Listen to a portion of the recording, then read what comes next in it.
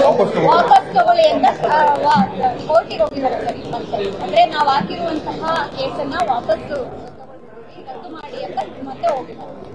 Okay, ನನಗೆ ಗೊತ್ತಿಲ್ಲ ಅದು.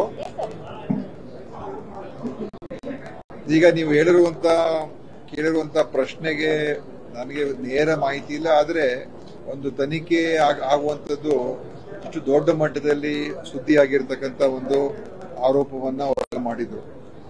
ಈಗ ನಾವು ವಾಪಸ್ ತಗೊಳ್ತಿದ್ದು ಹೇಳಿದ್ರೆ ನನಗೆ ನೋಡುವಂಥದ್ದು ಅಲ್ಲಿ ಯಾವುದೇ ರೀತಿಯ ಕಾನೂನಿನ ಚೌಕಟ್ಟಿನಲ್ಲಿ ಅದಕ್ಕೆ ನಾವು ಅವಕಾಶ ಕೊಡೋದು ಬಹಳ ಕಷ್ಟ ಆಗ್ತದೆ. ಯಾಕೆಂತ ಹೇಳಿದ್ರೆ ಯಾವ ಒಂದು ಸಂಚಲನ ಇಡೀ ದೇಶದಲ್ಲೇ ಮೂಡಿಸಿದ್ರು.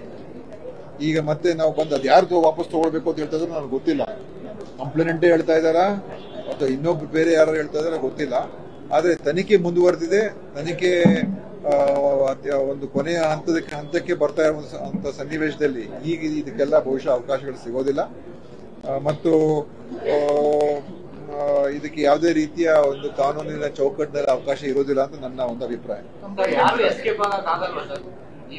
ನೋಡಿ, ಎಸ್ಕೇಪ್ ಆಗೋದ್ ಪ್ರಶ್ನೆ ನನಗೆ ಗೊತ್ತಿಲ್ಲ. ಅದು ತನಿಖೆ ಅವರು ಇದರ ಪ್ರಕಾರ ಏನ್ ಮಾಹಿತಿಗಳು ಸಿಕ್ಕಿದೆ ಮತ್ತು ಈಗೇನು ಅವರು SIT ಅವರು ಈಗಾಗಲೇ ಇನ್ವೆಸ್ಟಿಗೇಷನ್ ಮುಂದುವರಿಸಿದ್ದಾರೆ ಮತ್ತು ಇದರಲ್ಲಿ ಬೇರೆ ಇನ್ನೇನಾದ್ರು ನಡೆದಿದೆಯಾ ಅಂತ ಅದನ್ನು ಕೂಡ ಎಲ್ಲ ಚೆಕ್ಅಪ್ ಮಾಡ್ತಾ ಇದ್ದಾರೆ. ಸೊ ಅವರ ಒಂದು ವರದಿ ಆಧಾರದ ಮೇಲೆ ತಗೊಳ್ತಾರೆ. ಯಾರು ಎಸ್ಕೇಪ್ ಆಗೋದು ಅಥವಾ ಹಿಡಿದಾಕೋದು ಅದು ಎರಡೂ ಕೂಡ ನಮ್ಮ ವ್ಯಾಪ್ತಿಗೆ ಬರೋಲ್ಲ. ಅದು SIT ವ್ಯಾಪ್ತಿಗೆ ಬರ್ತದೆ. ಅವರಲ್ಲಿ ಯಾವುದೇ ರೀತಿಯ ಹೇಳ್ತೀನಿ, ಯಾವುದೇ ರಾಜಕೀಯ ಒತ್ತಡ ಇಲ್ಲ ಅಥವಾ ಹಸ್ತಕ್ಷೇಪ ಇಲ್ಲ. ಅವರಿಗೆ ಇರುವಂತ ಎವಿಡೆನ್ಸ್ ಮೇಲೆ ಮುಕ್ತವಾಗಿ ಯಾರೇ ತಪ್ಪಿತಸ್ಥರಿದ್ರೆ ಅವ್ರ ಮೇಲೆ ಕ್ರಮ ತಗೊಳ್ತಕ್ಕಂಥದಕ್ಕೆ ಅವಕಾಶ ಮಾಡಿಕೊಟ್ಟಿದೀವಿ. ಯಾರನ್ನು ರಕ್ಷಿಸ್ತಕ್ಕಂಥ ಪ್ರಶ್ನೆನೂ ಇಲ್ಲ ಅಥವಾ ಯಾರಿಗೊಬ್ಬರಿಗೆ ನಾವು ಅನಾವಶ್ಯಕವಾಗಿ ತೊಂದರೆ ಕೊಡಬೇಕು ಅಂತೂ ಇಲ್ಲ. ನನಗೆ ಗೊತ್ತಿರುವ ಹಾಗೆ ಅವ್ರದ್ದು ಈಗ ತನಿಖೆ ಯಾವ ಹಂತದಲ್ಲಿ ನಾನು ಹೇಳಕ್ ಬರೋದಿಲ್ಲ. ಯಾಕಂತ ಹೇಳಿದ್ರೆ ಅವ್ರು ಹೇಳ್ಬೇಕಾಗ್ತದೆ, ಗೃಹ ಸಚಿವರು ಹೇಳ್ಬೇಕಾಗ್ತದೆ. ತನಿಖೆ ಅಂತೂ ನಡೀತಾ ಇದೆ. ಅದ್ರ ಕೆಲವು ಅಂಶಗಳು ನೋಡಿದಾಗ ಅದು ಅಷ್ಟು ಸುಲಭವಾಗಿ ಅಷ್ಟು ಬೇಗ ಅದನ್ನ ತೀರ್ಮಾನ ಮಾಡಕ್ ಸಾಧ್ಯ ಇಲ್ಲ ಅಂತ ಕೂಡ ನನಗೆ ಅನ್ಸುತ್ತೆ. ಇನ್ನೂ ತನಿಖೆ ಮಾಡತಕ್ಕಂಥ ಸಮಯ ಅವಕಾಶ ಬೇಕಾಗ್ಬೋದು ಅವ್ರಿಗೆ. ಆದ್ರೆ ಅದೇನೇ ಇದ್ರು ಕೂಡ ಗೃಹ ಸಚಿವರು ತೀರ್ಮಾನ ಮಾಡ್ತಾರೆ. ನೋಡಿ, ನಾವು ಅಲ್ಲಿ ಬೇರೆ ಯಾವುದೋ ಒಂದು ಪೊಲಿಟಿಕಲ್ ಇಶ್ಯೂಸ್ಗೆ ನಾವು ದೆಹಲಿಗೆ ಹೋಗ್ತಾ ಇರ್ತೀವಿ, ಬರ್ತಾ ಇರ್ತೀವಿ. ನೀವು ಯಾಕೆ ಹೋದ್ರಿ ಅಂತ ನೀವು ಕೇಳಕ್ ಆಗೋದಿಲ್ಲ ಅಲ್ವಾ?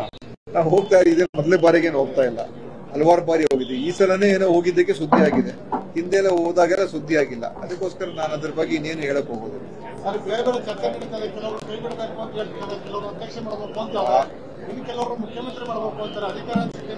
ನೋಡಿ, ಮುಖ್ಯಮಂತ್ರಿ ಸ್ಥಾನಕ್ಕೆ ವೇಕೆನ್ಸಿನೇ ಇಲ್ಲ, ಯಾಕೆ ಚರ್ಚೆ ಮಾಡಬೇಕು? ಚರ್ಚೆ ಪ್ರಶ್ನೆ ಬರೋದಿಲ್ಲ.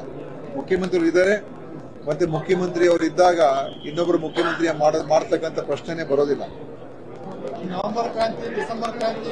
ಯಾವ ಕ್ರಾಂತಿನೂ ಇಲ್ಲಪ್ಪ. ಯಾವ ಕ್ರಾಂತಿನೂ ಇಲ್ಲ, ಯಾವ ಕ್ರಾಂತಿ ಆಗೋದೂ ಇಲ್ಲ, ಯಾವ ಕ್ರಾಂತಿನೂ ಆಗೋದಿಲ್ಲ. ಯಾವುದೋ ನೋಡಿ, ಯಾರೋ ಒಬ್ರಿಬ್ಬರು ಮಾತಾಡ್ತಕ್ಕಂಥದ್ದಕ್ಕೆ ನಾವು ಇಷ್ಟು ದೊಡ್ಡ ಇಶ್ಯೂಸ್ ಮಾಡುವಂತ ಅವಶ್ಯಕತೆ ಇಲ್ಲ, ಆಯ್ತಾ? ಬಹುತೇಕ ನಮ್ಮಲ್ಲಿ 95% ಕಾಂಗ್ರೆಸ್ ಇರುವಂತ ಶಾಸಕರೇ ಇರ್ಬೋದು, ನಾವೆಲ್ಲರೂ ಇರ್ಬೋದು.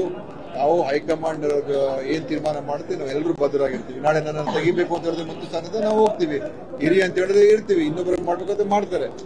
ಅದೇನೇ ಆದ್ರೂ ಕೂಡ ಅದು ತೀರ್ಮಾನ ಆಗ್ಬೇಕು, ಕೂತ್ಕೊಂಡು ಚರ್ಚೆ ಮಾಡಿ.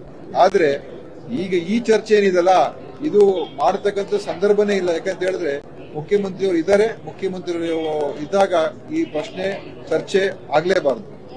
ಓಕೆ.